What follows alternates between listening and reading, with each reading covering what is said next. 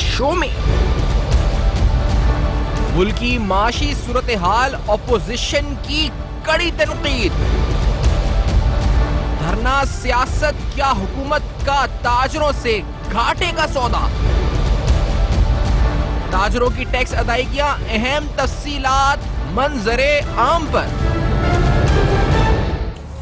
السلام علیکم. پس پردہ حقائق خیز انکشافات پروگرام بے نقاب میں ہوں آپ کے ساتھ سیفان خان. سیاسی میدان میں کیا ہو رہا ہے اس وقت سب کی نظریں ہیں جی اسلام آباد میں. آخرکار جو آزادی مارچ ہے مولانا فضل الرحمان صاحب کا 2 دن کی مہلت دی ہے وزیر اعظم صاحب کو کہ استعفیٰ دے دیں ورنہ 2 دن کی مہلت ہے, اس کے بعد فیصلہ کریں گے. وہ کیا فیصلہ ہو سکتا ہے, پس پردہ کوششیں کیا ہو رہی ہیں ان کو منانے کی, مذاکراتی کمیٹی پاکستان تحریک انصاف کی وہ کس طرف بڑھ رہی ہے. اس کے ساتھ ساتھ جو تنقید ہو رہی ہے وہ تنقید مختلف زاویوں میں, یعنی جو گورنمنٹ کی فورن پالیسی ہے, گورنمنٹ کی معاشی پالیسی ہے. آج مولانا فضل الرحمان صاحب نے پھر کہا جی کہ گورنر اسٹیٹ بینک اور ایف بی آئی کے چیئرمین جو آپ نے لگائے ہوئے ہیں یا آپ نے جو اہم تعیناتیاں معاشی حوالے سے کی ہوئی ہیں اس پر تنقید کی گئی. بلاول بھٹو ہوں, شہباز شریف ہوں, تقریباً تمام نے اس پر جو ہے وہ تنقید کی. تو وہ معیشت کے اوپر امپورٹنٹ جز رہا ہے اس پورے معاملے کا کہ معاشی کارکردگی گورنمنٹ کی جو ہے بہتر نہیں رہی ہے. اسی طرح سے یہ آگے کا لاحمل اس مارچ کا کیا ہوگا, یہ دھرنا کیا آگے کی طرف جائے گا, ڈی چوک کی طرف جائے گا, یہ 2 دن کی مہلت کے بعد کیا سٹریٹجی ہوگی, کیا کارڈز ہوں گے, گورنمنٹ کے پارٹس کیا کارڈز ہیں, گورنمنٹ کیا کرنے چاہ رہی ہے اس وقت, یہ بھی ہم سوال اٹھاتے ہیں. پہلے ہم رد عمل جانتے ہیں. فیصل جاوید صاحب, سینیٹر فیصل جاوید صاحب پاکستان تحریک انصاف کے سینئر رکن ہمارے ساتھ موجود ہیں. جاوید صاحب آپ سے پوچھیں گے یہ جو 2 دن کی مہلت مولانا فضل الرحمان صاحب نے دی ہے, پی ٹی آئی اب کیا سوچ رہی ہے, آپ کی اسٹریٹجی کیا ہے اور کیا رد عمل آپ لوگوں کا پہلا انیشل ریاکشن کیا ہے اس کے اوپر جو انہوں نے 2 دن کی ڈیڈ لائن آپ کو دی ہے.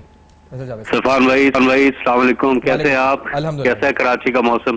کراچی کا موسم زبردست, اسلام آباد کا موسم بڑا گرم نظر آ رہا ہے. اسلام آباد نہیں بہت اچھا ہے, بڑا پلیزنٹ ہے آج کل. اچھے دنوں میں یہ کر رہے ہیں پروٹیسٹ کیونکہ موسم بہت ہی اچھا ہے جی.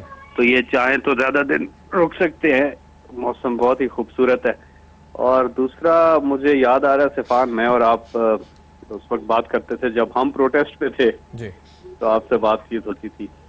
خیر یہ ایک آفر تو ہم ان کو دے سکتے ہیں کہ ٹھیک ہے, یہ کہتے ہیں کہ عمران خان چلے جائیں اور یہ کہہ رہے ہیں عمران خان جب تک نہیں جاتے ہم بیٹھے رہیں گے جی. تو ان کو یہ آفر دی جا سکتی ہے کہ ٹھیک ہے عمران خان 4 سال بعد چلے جائیں گے, آپ 4 سال تک بیٹھے رہیں اور پھر الیکشن ہوگا, پھر دوبارہ عمران خان آئیں گے, پھر آ کے دوبارہ بیٹھ جائیں. تو یہ بات ہو سکتی ہے. نہیں تو یہ بات ہو سکتی ہے, نہیں کوئی بات اب دوبارہ آپ لوگوں نے رابطہ کیا یا کرنے کا ارادہ ہے ان لوگوں سے, اور آپ کو لگتا ہے کیا ہے یہ کیوں ایسا کر رہے ہیں اور یہ کیا ہوگا کیا اس کے بعد, آپ کے ان کے پاس کارڈز اور کیا ہیں, کیا کر سکتے ہیں لوگ؟ اچھا کیوں کر رہے ہیں اس کا تو ان کو یہ جب نکلے بھی تھے نہیں پتا تھا یہ کیوں کر رہے ہیں, کارکنان کو بھی نہیں پتا کہ یہ کیوں کر رہے ہیں, لیکن یہ اب سمجھ آنے لگی ہے کہ کیوں کر رہے ہیں. یہ کر رہے اس لیے آج جو ان کی تقریر تھی, جس طرح انہوں نے اداروں کو تنقید کا نشانہ بنایا, یہ انہوں نے وہ بات کی ہے ایسے ٹائم پہ جب کہ پوری دنیا میں کشمیر کا جو ایشو ہے وہ انٹرنیشنلائز ہوا ہے, پوری دنیا میں پہلی بار 70 سال کی تاریخ میں. اب کشمیر کی ہیڈ لائن پیچھے چلی گئی ہے پاکستان سے اور فضل الرحمان کی ہیڈ لائن آگے آ گئی ہے. پورا کشمیر کا جو ایک آواز اٹھی ہوئی تھی, یہ پورا تھا, اس کو انہوں نے کل کیا, اس لیے یہ کر رہے ہیں. ایک چیز, یہ زبان کون بولے گا, یہ مودی بولے گا, مودی کے علاوہ کوئی نہیں بولے گا, یہ اس کی زبان بول رہے ہیں. تیسری چیز, یہ سارے کنٹینر پہ کھڑے ہوئے لوگ این آر او کے متلاشی ہیں, وہ تو عمران خان نے آج پھر کہہ دیا این آر او نہیں دیں گے. چوتھی چیز یہ جو کہتے ہیں کہ عمران خان گھر چلے جائیں, بابا عمران خان روز گھر جاتے ہیں اور اپنے گھر جاتے ہیں. ان کی طرح عوام کے پیسے پہ عیاشی نہیں کرتے کہ پرائم منسٹر ہاؤس میں رہیں اور شہانہ ایک لائف سٹائل ہو. یہ وہ لیڈر ہے جس نے پاکستان کی اکانومی کو پہلے 1 سال میں سٹیبلائز کر دیا, دیوالیہ ہونے سے پہلی سٹیج میں بچایا, دوسرے میں سٹیبلائز کر دیا, تیسرے سے اکانومی ٹیک آف کر رہی ہے. World bank, I M F, A D B سب کہتے ہیں پاکستان کی اکانومی سٹیبلائز ہو گئی ہے. ہم دنیا کے 6 نمبر پہ آئے ہیں ریفارمز کے اندر. ایز آف ڈوئنگ بزنس جسے انہوں نے 70 سے لے کے 132 پہ لے گئے تھے, ہم واپس اس کو 100 کے قریب لے کے آئے گے. اگلے سال اور بہتری آئے گی. خرچے اور آمدنی میں ہم ٹھیک کر رہے ہیں. انفلیشن ہماری 7.0 پہ گئی ہے, ان کی 13.0 پہ گئی تھی اور پیپلز پارٹی کی 21% پہ گئی تھی. تو یہ بالکل اس وقت جھوٹ پر مبنی, کنٹینر سے ان کے بھرپور جھوٹ, ایک سے ایک.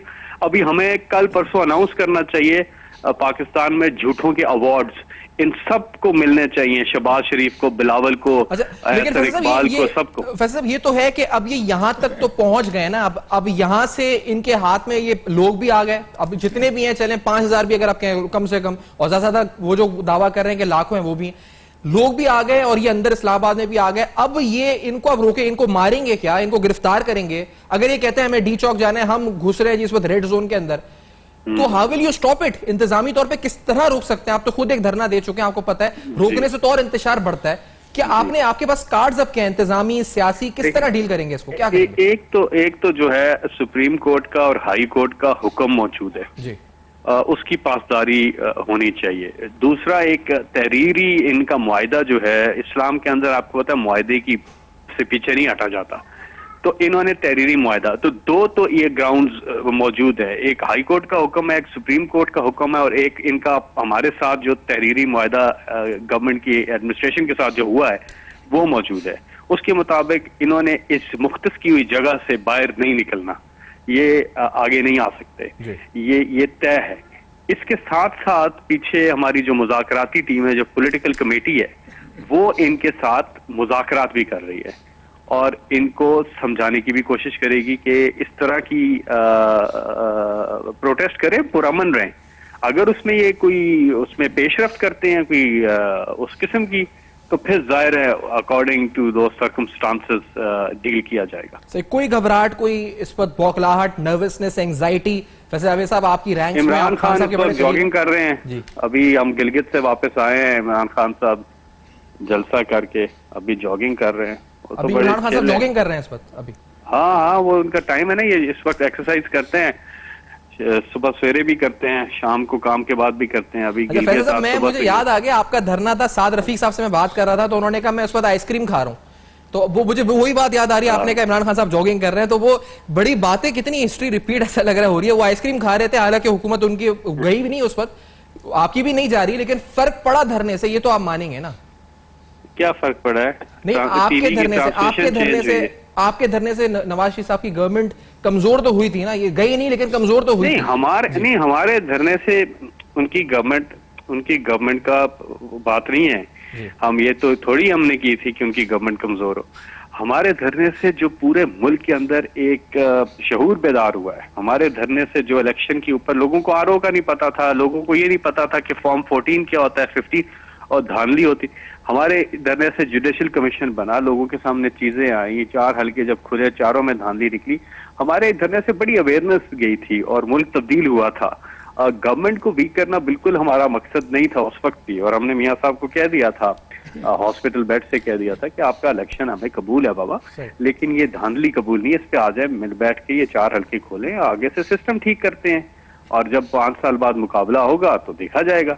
سسٹم ٹھیک ہونا چاہیے. تو ہمارا یہ تھا. اور اس کے بعد جب پیناما آ گیا, ہاں پھر اس کے بعد کرپشن کے اوپر ان کی گورنمنٹ ویک ہوئی, جب وہ ایکسپوز ہوئے, ان کی ساری کرپشن جب سامنے آئی, اس کے بعد ان کی, ہمارے دوسرے دھرنے کے بعد ان کی گورنمنٹ بہت کمزور ہوئی. ٹھیک ہے فیصل صاحب, آپ کا شکریہ بہت بہت, آپ نے پروگرام میں جوائن کیا اور اپنا موقف دیا ہے. فیصل جاوید صاحب سے بات یہ بھی تھا کہ اس وقت کیا گورنمنٹ رینکس میں سوچا جا رہا ہے, تو انہوں نے کہا جی عمران خان صاحب وزیر پاکستان اس وقت جاگنگ کر رہے ہیں, تو ان کو بالکل بھی کوئی فکر نہیں ہے. بریک کے بعد بات کرتے ہیں, جی بالکل فکر نہیں ہے, تو کیوں نہیں ہے آخر کار, اور آخر فکر ہونی چاہیے یا نہیں ہونی چاہیے؟ صحیح ہے جاگنگ کرنا, لیکن فکر ہے یا نہیں ہے, سچ میں اصل کہانی کیا ہے یہ بھی جانیں گے, اور کچھ statistics government economy related performance government کی اس بریک کے بعد ہمارے ساتھ ہے.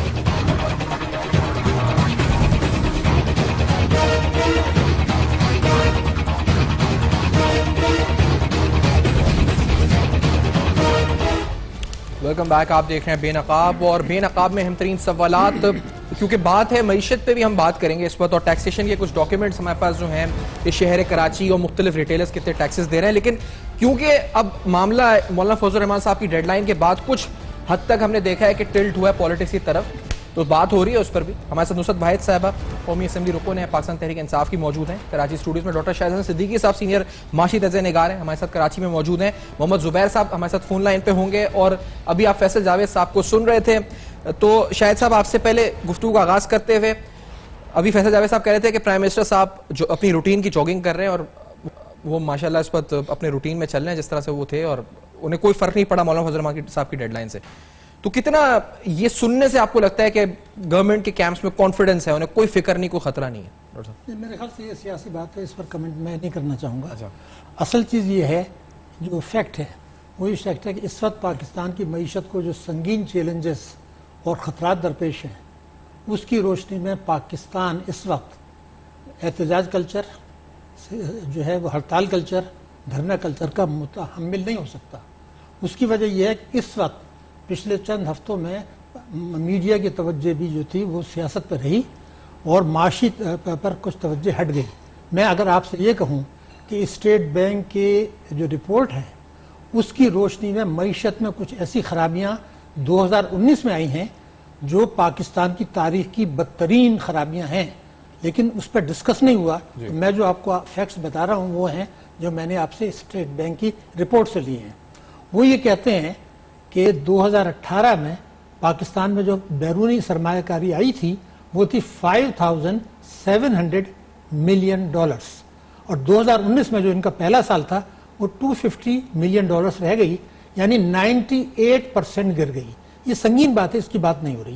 لارج اسکیل مینوفیکچرنگ بہت سال کے بعد منفی میں چلا گیا, تو اس کا مطلب یہ کہ بے روزگاری بڑھ گئی. تیسری چیز ہے کہ افراط زر جو ہے 3.9 تھا اسٹیٹ بینک کے مطابق, اس سال 11.4 پر آ گیا سپٹمبر میں. جو ایک اور بات ہے وہ یہ ہے کہ آپ کے جو بیرونی قرضے بڑھ گئے ہیں وہ کوئی $11 ارب ایک سال میں بڑھے ہیں, جبکہ پچھلے 10 سال کا ایوریج جو تھا 4.9 تھا.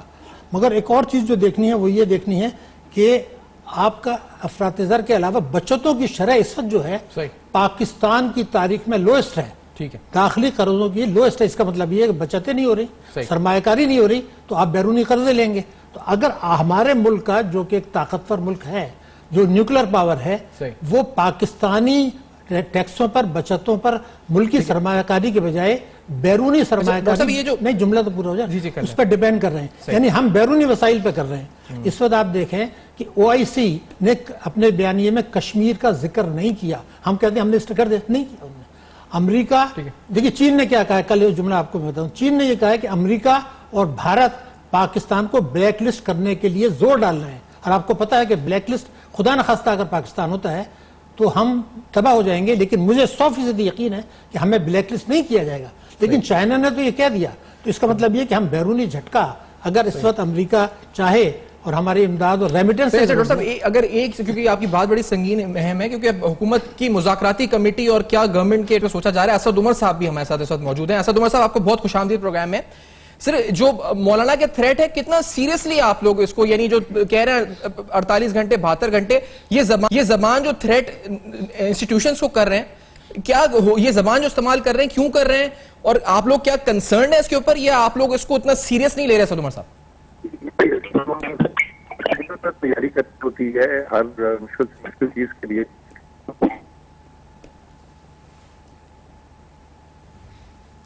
اسد عمر صاحب کی جی آواز جو ہم تک نہیں آ رہی.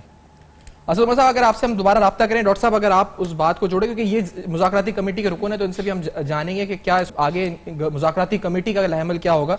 ڈاکٹر صاحب, آپ کہہ رہے ہیں کہ بڑے سنگین حالات ہیں, لیکن کیا جو احتجاج کر رہے ہیں ان کے پاس اس کا حل ہے؟ ڈاکٹر صاحب صدیقی صاحب, یہ حل تو انہوں نے پیش نہیں کیا, لیکن یہ مجھے پتا ہے کہ ان کے ساتھ جو 2 پارٹیاں اس وقت ہیں وہ ماضی میں حکومت میں رہی تھیں, اور اگر ان کو اتنا موقع ملا تھا کہ وہ اس حل کی طرف جاتے, وہ نہیں گئے.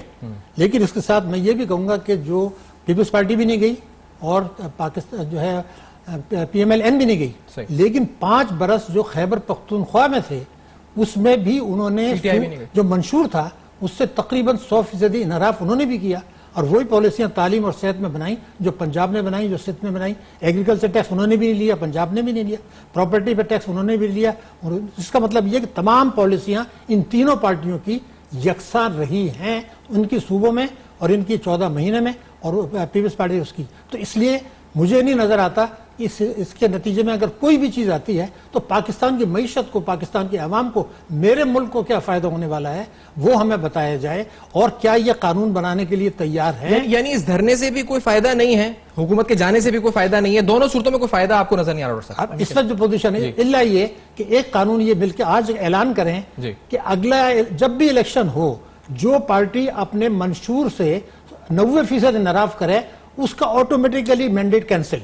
یہ تو کوئی نہیں ہوتا کہ عوام سے کہیں میں ایسا قانون ہو نہیں. دیکھیے میری بات نہیں, ہم بات کر رہا ہوں. مطلب عمران خان صاحب نے کہا میں لوٹی ہوئی دولت واپس لاؤں گا, اور اس کے بعد ایمنسٹی آئی, اس میں لکھا کہ جو لوٹی ہوئی دولت باہر ہے وہ رکھ لیں, باہر ہی رکھیں, یہاں مت لائیں. تو یہ تو آپ کا بنیادی تھا. ایک اور جو تکلیف دہ چیز ہوئی وہ یہ ہوئی کہ آف شور ڈپازٹس ہیں باہر چوری کے, اس میں انہوں نے کہا کہ پولیٹیشینس, رولرز, سول اور ملٹری بیوروکریسی, ایون جوڈیشری, وہ بھی پیسہ وہیں رکھ لیں. تو بھئی آپ کا لوٹی ہوئی دولت اگر نہیں آتی تو پاکستان تو نہیں ٹھیک ہوگا. اگر آپ ٹیکسوں کی چوری, تو اگر انقلابی اصلاحات کی میں بات کر رہا ہوں. آپ کی پروپوزیشن ہے. اسد عمر صاحب ہمارے ساتھ دوبارہ موجود ہیں. اسد عمر صاحب, کیا کنسرن ہے یا پھر اس وقت بالکل لائٹلی لے رہے ہیں مولانا فضل الرحمان صاحب کے ان تھریٹس کو؟ وہ تو اب آپ کو نہیں لگ رہا ہے کہ انسٹیٹیوشنز کو تھریٹ کر رہے ہیں. وہ کیا سوچ رہے ہیں, کیا کرنا چاہ رہے ہیں, کیا ان کی آپ کو لگتا ہے, کیا اسسمنٹ کیا ہے اسد عمر صاحب؟ دیکھیں انہوں نے وہ تھریٹ تو کر رہے ہیں, اداروں کو بہت عرصے سے وہ بلیک میل کرنے کی کوشش کر رہے ہیں, لیکن جو آج انہوں نے تقریر کی ہے میرے خیال میں تو وہ بڑے ایک سمجھدار سیاستدان ہونے کا انہوں نے ثبوت دیا ہے. جو انہوں نے کہا تھا, جس قسم کی توقع تھی ان کی, وہ نہ لاہور میں پوری ہوئی نہ اسلام آباد میں پوری ہوئی. تو اب ان کو اپنا کوئی پلان بی یا پلان سی بنانا تھا, اس کے لیے ان کو ٹائم چاہیے تھا, اس کے لیے مہلت چاہیے تھی. تو انہوں نے ایک ایکسپیرینس تجربہ کار سیاستدان کی طریقے سے وہ 2 دن ہم پہ ڈال دیے کہ 2 دن جو ہے ہم آپ کو موقع دیتے ہیں. ان کو پتا ہے وہ 2 دن کیا 20 دن دیں, 200 دن دیں, استعفیٰ تو آنا کوئی نہیں ہے. تو انہوں نے ایکچولی اپنے لیے ٹائم مانگا ہے جس کے اندر وہ کچھ فیصلہ کر سکیں کہ اب آگے کیا جائے. اچھا, تو وہ ہر چیز میں ایک فیس سیونگ یا سیف ایگزٹ ہوتا ہے. آپ کو مطلب بیسٹ کے سینیریو, ورسٹ کے سینیریو کیا لگتا ہے, واٹ از دا منیمم جو آپ ان کو دے سکتے ہیں کہ وہ کچھ فیس سیونگ لے کے جائیں گے نا؟ کچھ تو اتنی دور آ گئے, تو کچھ ایک ہوگا نا کہ جی لیسٹ لائن یہ جی یہ دے کے چلے خوش, ان کو خوش کر دیں کہ کچھ جانے کے. دیکھیں ہم تو منیمم ان کو دے چکے ہیں نا. ہم نے ان کو کہا کہ جناب آپ کا آئینی حق ہے. وہ اور بات ہے کہ جب پرویز خٹک اسلام آباد آ رہے تھے جلوس لے کے تو ان کے پاس تاریخ کی سب سے بڑی شیلنگ کی گئی, لیکن ہم نے کہا جی آپ کا آئینی حق ہے, ہم سمجھتے ہیں کہ سیاسی پارٹیوں کا یہ آئین میں حق ہے, آئیں یہاں پہ کریں, جلسہ کریں, بیٹھنا چاہتے ہیں بیٹھ جائیں, 2 دن بیٹھنا چاہتے ہیں 2 دن بیٹھے, 20 دن بیٹھنا چاہتے ہیں 20 دن بیٹھے. لیکن ان قیود کے اندر جو آئین کے اندر, قانون کے اندر لکھی ہوئی ہیں اور جن کے بارے میں تشریح جو ہے وہ سپریم کورٹ اور ہائی کورٹ نے بڑے واضح الفاظ کے اندر کی ہوئی ہے. تو آئیں اپنا پاور شو کریں, یہاں پہ آتے جلسہ کرتے, پاکستان کی تاریخ کا سب سے بڑا, سب لوگ مان جاتے ہیں کہ یار عوام واقعی میں ان کے ساتھ کھڑی ہو گئی ہے. وہ تو جلسے کا سائز وہ بھی نہیں تھا, اس سے کم 3 بڑے جلسے تو تحریک انصاف نے اکیلے کیے ہوئے ہیں اسلام آباد کے اندر. یہ تو 9 پارٹیز نے مل کے آج کیا ہے. تو اب اس صورتحال کے اندر آپ بتائیں کیا ان کو فیس سیونگ دے سکتے ہیں؟ کھانا وانا پہنچایا جا سکتا ہے؟ لیکن ایسا صاحب اگر آپ کو صرف ان کے یہاں بیٹھنے سے مسئلہ نہیں ہے, اگر یہ آگے بڑھتے ہیں تو کیونکہ کورٹ کے فیصلے موجود ہیں تو مسئلہ ہے. یہاں بیٹھے رہے بھلے 2 مہینے بیٹھے رہے, 2 سال بیٹھے رہے, آپ کو کوئی ایشو نہیں ہے. وزیر اعظم پبلک سٹیٹمنٹ دے چکے ہیں, مہینہ بیٹھنا چاہتے ہیں بیٹھے رہے بے شک. اچھا, اور اگر یہ جو آگے بڑھتے ہیں تو اس کے لیے کورٹ کے فیصلے کو امپلیمنٹ کرنے کے لیے کیا انتظامی طور پر پکڑ دھکڑ, مار دھاڑ, کیونکہ یہ اس سے تو پھر انتشار اور پھیلتا ہے, از اٹ این آپشن؟ یہ آپ نے ان کو کمیونیکیٹ کیا اور اس کے بعد رابطہ ہوا ہے کوئی کمیٹی کا آپ کا ان لوگوں سے؟ نہیں, یہ کمیٹی نے کوئی رابطہ نہیں کیا ہے, اور یہ پہلے بھی میں پبلکلی کہہ چکا ہوں کہ کمیٹی کے ساتھ ہمارے جو 2 نشستیں ہوئی تھیں اس کے اندر بھی, اور کمیٹی کے ساتھ ہمارے جو ٹیلی فون کے اوپر رابطے ہوتے رہے, اس میں صرف اور صرف ایک چیز ڈسکس ہوتی رہی ہے, اور وہ یہ کہ کہاں پر آ کے یہ بیٹھیں گے اور کہاں جلسہ کریں گے. صحیح. ابھی تک تو انہوں نے نہ آج سے پہلے, نہ آج کے دن, نہ اس تقریر کے بعد انہوں نے ہمارے سے کوئی رابطہ کیا ہے جس میں کوئی استعفیٰ مانگا ہو. ان کو بھی پتا کہ استعفیٰ ملنا کچھ نہیں ہے, تو اس لیے شاید مانگتے بھی نہیں ہیں ہم سے. ٹھیک ہے اسد عمر صاحب, آپ کا شکریہ, آپ نے جوائن کیا. اسد عمر صاحب کی گفتگو. ڈاکٹر صاحب میں پہلے, کیونکہ نصرت صاحب آپ سے پہلے ڈاکٹر صاحب سے اس بات دوں گا, کیونکہ یہ جو آپ سیاسی طور پہ کیا سمجھ رہے ہیں, یہ گورنمنٹ جو ہے وہ سمپلی کہہ رہی ہے جی ادھر رہیں, وہ کہہ رہے ہیں مہینہ بیٹھے ہیں, 2 مہینہ رہ رہے ہیں, کھانا دے سکتے ہیں زیادہ سے زیادہ, اور تو کچھ نہیں دے سکتے. تو کیا پھر رہ جاتا ہے مولانا فضل الرحمان صاحب, کیا مانگیں؟ وہ تو کہہ رہے ہیں کھانا دے سکتے ہیں زیادہ سے زیادہ, کیا اور کیا ہے ڈاکٹر صاحب؟ پہلا سوال یہ ہے کہ کیا پاکستان اس بے یقینی کا متحمل ہو سکتا ہے کہ ہڑتال رہے, دھرنا رہے؟ اس کا جواب ہے نہیں. مجھے پتا ہے کہ بہت سے لوگ جو پاکستان بیرونی سرمایہ کار یہاں آ رہے تھے, جو یہاں سے امپورٹس کے آرڈر لینے آ رہے تھے, انہوں نے دورے کینسل کیے کہ پتہ نہیں کیا ہوتا ہے. دیکھیے نا, وہ لوگ تو ان کو کیا ضرورت ہے رسک لینے کی. تو یہ سوچ منفی ہے. پورے احترام سے میں کہہ رہا ہوں, میرے دوست ہیں یہ, کہ یہ نہ کہیں جی بیٹھے رہیں, بے یقینی کی کیفیت رہے گی. ملکی سرمایہ کار جو ہیں ہاتھ کھینچ لیں گے, اسٹاک ایکسچینج نیچے جائے گا, بیرونی سرمایہ کار ہاتھ کھینچ لیں گے. اس کے نیگیٹو سائڈ بتا رہے ہیں ڈاکٹر صاحب ناظرین کہ کیا بیٹھے رہنا بھی آسان نہیں ہے, بیٹھے رہنے کے بڑے امپلیکیشن ہیں. اس لیے وہ تو افورڈ کر لیں گے, ان کو پارٹیاں سپورٹ کر رہی ہیں. لیکن میرے ملک میں سرمایہ کا فلائٹ آف کیپٹل ہوگا. ہمارے صنعت کار اور تاجر جو ہیں وہ نئی سرمایہ کاری نہیں کریں گے.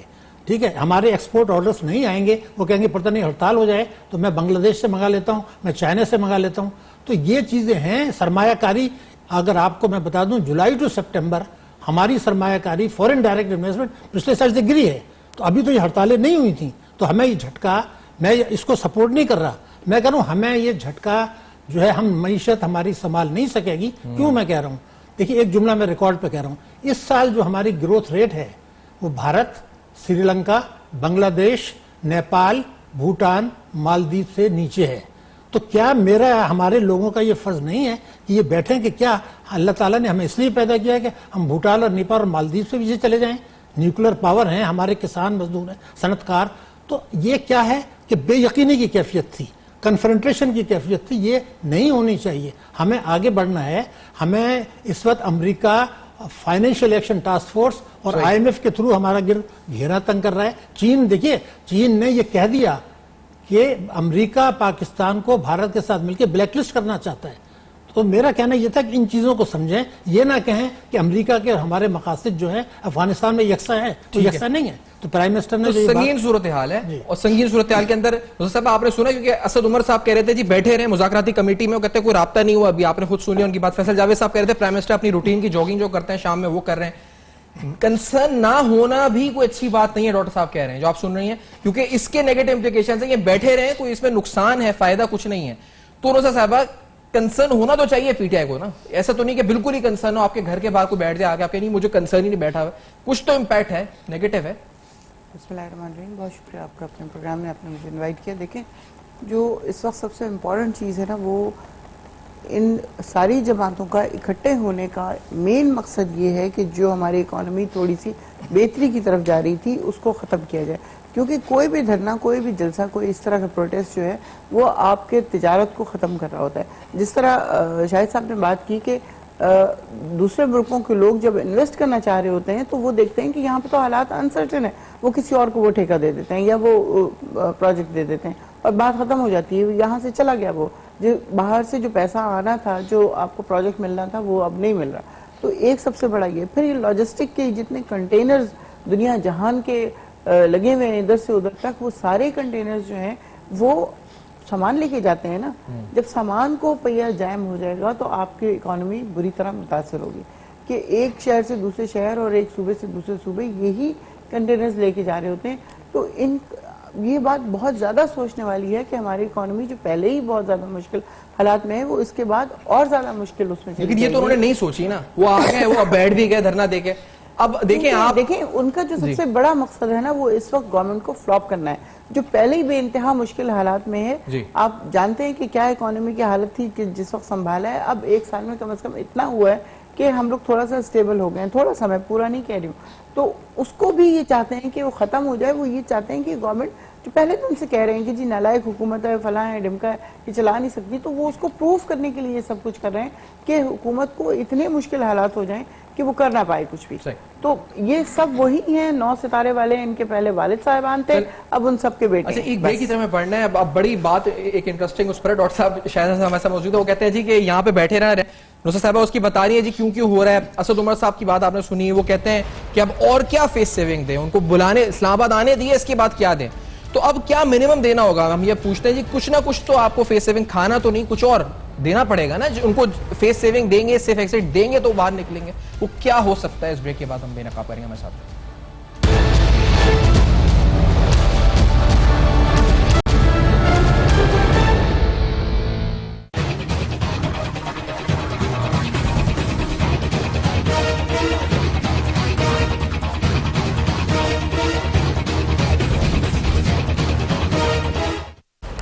Welcome back. آپ دیکھ رہے ہیں بے نقاب, اور بے نقاب میں اہم 3 سوالات اٹھا رہے ہیں, کیونکہ اب سوالات جو معیشت ہے اس سے بھی اور اس سے جڑے ہوئے بھی ہیں, کیونکہ معیشت پر بڑی تنقید ہو رہی ہے, تو معیشت پر بھی بات ہو رہی ہے, اور ساتھ ساتھ سیاسی میدان میں جو گرما گرمی ہے وہ کس طرف بڑھ رہی ہے, یہ سوال ہم اٹھا رہے ہیں.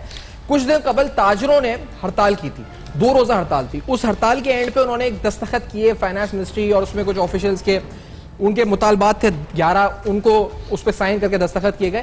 اس کے بعد وہ ہڑتال ختم ہوئی, انہوں نے پروٹیسٹ کال واپس لی. اب بات یہ جی جب ایک چیز آگے بڑھ جاتی ہے تو اس کو واپس لانے کے لیے کچھ نہ کچھ فیس سیونگ کے لیے کہ دستاویزات کاغذات وہ استعفیٰ مانگ رہے ہیں تو کم از کم انہیں عمران خان صاحب کا نہیں تو کسی اور کا کچھ تو ہاتھ میں ہوگا تو وہ کہیں گے نا جی کہ ہم نے یہ ہاتھ میں لیا اور اب آپ دھرنا ختم کر دیں. تو نصرت صاحب وہ کیا ہوگا؟ کچھ تو آپ کو وہ کہہ رہے ہیں نا اسد عمر کہہ رہے ہیں کھانا دے دیں گے, کھانے سے تو نہ گھر, ان کو کچھ آپ کو ہاتھ میں دینا پڑے گا جی آپ نے یہ استعفیٰ لیں آپ ہو گیا آپ کا کام, یہ کوئی نہ کوئی چیز آپ کریں گے نا تب وہ ختم کریں گے دھرنا. نصرت صاحب نہیں استعفیٰ تو پرائم منسٹر کا استعفیٰ مانگ رہے ہیں وہ تو امپاسبل ہے لیکن بالکل, تو کسی اور کے استعفے سے تو ان کو فرق نہیں پڑتا. وہ تو ایک بات کر رہے ہیں کہ پرائم منسٹر کا استعفیٰ چاہیے اور اس کے بعد نئے انتخابات. تو نئے انتخابات بھی کوئی ایسی چھوٹی معمولی سی چیز تو ہوتی نہیں ہے. ایک بندے کا الیکشن جو ہے وہ ایٹ لیسٹ 3 کروڑ روپے لگتے ہیں اس میں ایٹ لیسٹ. تو مجھے بتائیں پورا پاکستان انتخابات کی بات تو میں انہوں نے کی نہیں ابھی تک, وہ صرف وزیر اعظم کے استعفے تک نہیں ان کا پہلے سلوگن یہی تھا نئے انتخابات اور وزیر اعظم کا استعفیٰ. تو وزیر اعظم کس خوشی میں استعفیٰ دیں کہ جو پاکستان آپ چھوڑ کے گئے ہیں, جن حالات میں پاکستان گرے لسٹ سے بلیک لسٹ میں جانے والا تھا اس کو وہاں پہ اسٹیبل کیا ہے, ابھی کوششیں کر رہے ہیں. ایکچولی یہ لوگ اس لیے کر رہے ہیں کہ یہ محب وطن لوگ نہیں ہیں. یہ سارا پروٹیسٹ اور یہ ساری چیزیں اس لیے ہو رہی ہیں کہ آئی ایم ایف کی پہلی شرط یہ تھی, ایف اے ٹی ایف کی پہلی شرط یہ تھی کہ آپ نے دہشت گرد تنظیمیں آپ کے ملک سے ختم ہو گئی ہیں یا ہو رہی ہیں. تو ہم لوگوں نے یہی کہا کہ ہاں ہم نے تقریباً ختم کر دی ہے. اب یہ جو دھرنا اور یہ پروٹیسٹ ہے یہ چیز یہ بتا رہے ہیں کہ ایسی کوئی بات نہیں ہے, ہم موجود ہیں یہاں پہ, ہم سارا تقریب کاری کر سکتے ہیں. تو یہ چاہتے ہیں کہ ہم گرے لسٹ سے بلیک لسٹ میں چلے جائیں. اگر یہ محب وطن ہوتے تو یہ وہیں بیٹھے رہتے جہاں پہ ہوتے ہیں اور وہیں سے یہ اپنی بات منواتے جو بھی ان کی ڈیمانڈز ہیں. کیونکہ فی الحال جو ڈیمانڈ کر رہے ہیں وہ انتہائی نامناسب ہیں کہ استعفیٰ دے دیں. استعفیٰ کیوں دے دیں بھائی؟ وہ جو بھی ہیں اب تو وہ آ گئے, دھرنا بھی 2 دن کے لیے بیٹھ ہی رہے ہیں بالکل. تو اب تو جو بھی ہیں برے ہیں اچھے ہیں نیتیں خراب ہیں, انڈیا سے ملے ہوئے ہیں, کسی سے بھی ملے, روس سے ملے ہوئے ہیں, اب وہ آ گئے یہاں دھرنا دے کے بیٹھ گئے. اب آپ کے پاس کیا آپشنز ہیں ان کو ہٹانے کے لیے؟ مارے پیٹے یا ان کو کوئی ہاتھ میں ان کو کوئی فیس سیونگ کی کوئی چیز دیں, کیا کریں گے؟ نہیں کریں گے تب تک ہماری طرف سے کوئی اس طرح کے ایکشن نہیں ہوگا. دوسرا یہ کہ اگر یہ کوئی لاء کو نہیں توڑتے, کچھ اور نہیں کرتے, وہیں پہ بیٹھے ہوئے ہیں, تو پھر آپ وہیں پہ ان کو تھکا کے ماریں. جیسے آپ لوگ 126 دن تک بیٹھے بالکل تھکا کے. ہمارا تو وہ اسکول ہو گیا نا, ورنہ تو شاید 200 دن بھی چلے جاتے. تو لیکن وہ اسٹیمنا ہر ایک کا نہیں ہے جو پرائم منسٹر صاحب کا ہے. تو ڈاکٹر صاحب آپ نے یہ معاہدہ دیکھا ہے تاجروں کا, تو اس طرح کا کوئی معاہدہ ہوگا, کیا ہوگا اینڈ اس کا ڈاکٹر صاحب؟ دیکھیے میں پہلے آپ سے بتا دوں یہ بڑی زیادتی ہے اس کو معاہدہ کہنا. جی یہ ایک سودا ہے, یہ ایک ایسا سودا ہے جو میں آپ کو ریکارڈ پہ کہہ رہا ہوں کہ بہت جلدی ٹوٹ جائے گا, اس پر عمل درآمد نہیں ہوگا. آپ نے کیا کیا ہے, ان سے کہا کہ جی آپ 1.5% کے بجائے 0.5% ٹیکس دے دیں, آپ جو ہے نا وہ بجلی کے بل کی لمٹ بڑھا دی, یہ کر دیا, اور ہم آپ سے 31 جنوری کے بعد NIC کی کنڈیشن انفورس کریں گے. جی. وہ نہیں مانیں گے بعد میں, لیکن کنسیشنز آپ نے ان کو دے دیے. آج آپ نے ان سے کچھ لیا تو نہیں. تو 36 لاکھ آدمی ایسے ہیں جو کہ اس وقت ٹیکس نہیں دے رہے تاجر. تو آپ کے خیال سے وہ ان 2 کنسیشنز کے اوپر جو آپ نے جلد بازی میں راتوں رات کیا, چونکہ جو ہے صبح آج انہوں نے اسٹرائک کرنی تھی, پرائم منسٹر نے ٹاسک دیا تھا, بالکل صحیح دیا تھا کہ بھئی یہ آج ختم کر لو, لیکن اس کا مطلب یہ تو نہیں تھا کہ آپ لیپا پوتی کر لیں. میں ریکارڈ پر آپ کے پروگرام میں کہہ رہا ہوں یہ سودا ٹوٹ جائے گا, یہ نہیں ہوگا, اس پر عمل درآمد نہیں ہوگا. NIC کے لیے وہ تیار نہیں ہوں گے. اور میں نے ان سے بات کی, جنوری میں ٹوٹ جائے گا, جنوری تک نہیں پہلے ٹوٹ جائے گا جی, پہلے ہی ٹوٹ جائے گا. ہاں وہ کہیں گے جی یہ جب ڈیٹ آئے گی. ان کا کہنا بھی, میں نے یہ کہا کہ بھئی دیکھو آپ مجھے یہ بتائیے کہ ہمارا ملک ہے, آپ سب مل کے 5,500 ٹیکس دے رہے ہیں, ارب پورا پاکستان, 3200 روپے صوبوں کو چلا گیا, 2300 روپے میرے پاس بچتے ہیں حکومت کے, 4,000 ارب روپے ڈیفینس اور سود ہے, تو ملک کیسے چلے گا؟ تو وہ کہتے ہیں ہم بھی یہی کہہ رہے ہیں. تو پھر آپ نے 1.5% میں ایمنسٹی کیوں دی چوروں کو پراپرٹی کی؟ وہ یہ کہتے ہیں کہ اگر آپ پاکستان میں یہ کر دیں کہ ہر آدمی جس کی آمدنی 10 لاکھ سے زیادہ ہے اس سے انکم ٹیکس لیا جائے گا, یہ turnover tax, fix tax, یہ سارے فراڈ ہیں. آپ نے یہ کہنا ہے جی ہر آدمی جو تنخواہ دار ہو, تاجر ہو, صنعتکار ہو, ایگریکلچر, وہ ہم کرنے کے لیے تیار نہیں ہے, وہ پارلیمنٹ تیار نہیں ہے, وہ صوبائی اسمبلیاں تیار نہیں. تو آپ یہ انجسٹ فیصلے کر رہے ہیں. تو ان کا ضمیر کا بھی جواب ان کو مل جاتا ہے. وہی کہتے ہیں آپ نے 1.5% پہ ایمنسٹی دے دی, جس نے بلڈنگ بنائی بھی تھی 10 فلور کی کراچی میں, لاہور میں, اس حکومت نے ان کو کہا 1.5%. میں 35% ٹیکس دے رہا ہوں اور آج چور سے آپ 1.5% لے رہے ہیں. تو میں بھی تو سوچوں گا نا کہ یہ کیا ہو رہا ہے. اسے نقصان بھی ہے 60-70 ارب روپے کا تقریباً یہ 1.5% والے معاملے سے اگر فکس ٹیکس کر دیتے ہیں اس کا نقصان اس سے کہیں زیادہ ہے, کہیں زیادہ ہے. کیونکہ یہ ہنگامہ آرائی شروع ہونے والی ہے. وہ کہیں گے جی ہم نیشنل آئیڈینٹی کارڈ نہیں دیں گے, بس اس پہ آگے اچھا جو ڈیٹا ہے جو ٹریڈرز ریٹیلرز اور ہول سیلرز کا جو تمام سٹیز کا یہ آپ کو ہم دکھاتے ہیں شہروں میں, اس پہ بڑا ڈیٹیل میں ہم نے پروگرام دھرنے کی وجہ سے جو ہے اس پہ ہم آ نہیں سکے, لیکن یہ پوری ڈیٹیل ہے اس میں شہر کی تفصیلات کے ساتھ کہ کتنا ٹیکس کون سی مارکیٹ جیسے کراچی ہے, طارق روڈ, کلفٹن, گولی مار, صدر, ڈی ایچ اے, گلستان جوہر جو مارکیٹس ایوریج ٹیکس دے رہی ہیں, ہائی پیئرز اس میں کون ہیں اور اس میں ٹوٹل ٹیکسز اور فائلرز کی تعداد, دکانداروں کی یعنی ریٹیلرز, ٹریڈرز اور ہول سیلرز کی بات. اب اس میں اس کے مطابق جو تفصیلات ہیں وہ تقریباً جو سب میں زیادہ جو ٹیکس دیا جاتا ہے وہ کراچی کے جو تاجر ہیں وہ دیتے ہیں اس ٹیکس کو. لیکن میں اس کی تفصیلات میں کیونکہ اس پہ ڈیٹیل کے اندر ہم آپ کو بتانا تھا, میں دھرنے کی وجہ سے ہم تھوڑا اس پر واپس آتے ہیں کہ شہباز شریف صاحب نے جو سٹیٹمنٹ دی ہے وہ آپ کو ذرا سنواتے ہیں اور اس پر ریسپانس کیا ہوگا. معیشت بار بار ذکر میں آئی ہے, آج اس اجلاس, آج اس دھرنے میں, آج اس جلسے میں بار بار معیشت کا ذکر ہوا. شہباز شریف نے کیا کہا تھا, لیٹس ہیئر دس. یہ تبدیلی جو جادو ٹونے کے ذریعے لانا چاہتا تھا پاکستان کی سب سے بڑی بربادی بن گئی ہے. میں خدائے بزرگوں برتر کو گواہ بنا کر کہتا ہوں, میرے بزرگوں, بھائی اور بہنوں, میں نے 72 سال میں اس سے بدترین پاکستان کی صورتحال نہیں دیکھی. اور یہ آج ٹھاٹے مارتا ہوا سمندر آپ کو گواہ بنا کر کہتا ہوں کہ اگر اللہ تعالی ہمیں موقع دے تو یہ متحدہ اپوزیشن کے ساتھ مل کر ہم 6 مہینے میں پاکستان کی معیشت کو ٹھیک کریں گے, وگرنہ میرا نام عمران نیازی رکھ دینا. 6 ماہ کہہ رہے ہیں شہباز شریف صاحب. نصرت صاحب 6 ماہ ان کو دے دیں, بلکہ انہوں نے شاید یہ بھی کہا نام بدل دینا میرا. جی 6 ماہ ان کو 6 ماہ کئی دفعہ بدل چکے ہیں اپنا نام. بجلی لائی تو نام بدل دینا کچھ اور. 6 مہینے 30 سال سے حکومت کر رہے ہیں یہ, کبھی کسی صورت میں کبھی کسی صورت میں, کبھی صوبہ ہے ان کے پاس کبھی ملک ہے, اس میں کچھ یہ کر نہیں سکے. تو اب 6 مہینے میں یہ پتہ نہیں کون سے جادو کی چھڑی گھمائیں گے اور وہ سارا کچھ ٹھیک ہو جائے گا. اکانومی کس نے خراب کی, مجھے یہ بتائیے. ساری اکانومی تو یہ خراب کر کے گئے. پنجاب کا 100% سے 80% صرف لاہور میں لگا ہوا ہے. کیوں؟ بجٹ کا آپ کو صرف لاہور ہی نظر آ رہا تھا, پورا آپ کو صوبہ نہیں نظر آ رہا تھا. آپ پورے صوبے کے چیف منسٹر تھے, آپ لاہور کے نہیں تھے. تو یہ لوگ تو خود اکانومی خراب کر کے گئے اور اتنے بڑے بڑے پروجیکٹس کیے جس میں